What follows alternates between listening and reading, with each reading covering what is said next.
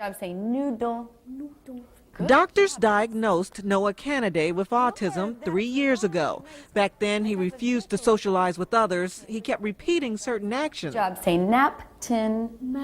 Nice try. Then he began this therapy called Applied Behavioral Analysis, or ABA. We started to see a little light at the end of the tunnel. So that's what this therapy provided for us. Problem is, ABA therapy can run up to $50,000 a year. And although researchers say it helps, a lot of times insurance companies won't cover it. Because I've heard people mortgaging homes. I've heard people doing whatever they can to make the ends meet to provide this therapy. But just a couple of months ago, a Florida law went into effect that eased the burden for some families. It requires certain insurance plans to help pay for this expensive treatment.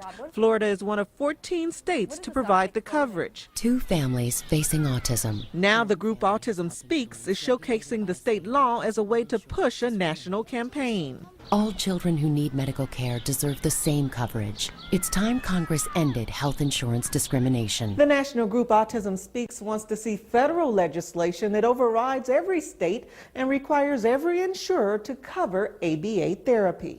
And the group says passing the Autism Treatment Acceleration Act would do just that. The federal bill provides comprehensive insurance coverage for people with autism. It's just gotten out of reach. Congresswoman Kathy Castor, who is just in the Bay Area, is backing that federal legislation. A vehicle, that's right. President of Behavioral Consulting of Tampa Bay, Kelly Prince, says new rules could even help many of her clients who are still denied coverage because of their insurance plans. If they had federal legislation, then all families, if they had a child that was diagnosed with autism, would be able to access the services under that legislation. Grateful, very grateful. Noah's mother counts herself as one of the lucky ones. She eventually discovered her husband's company would cover part of the hefty price tag.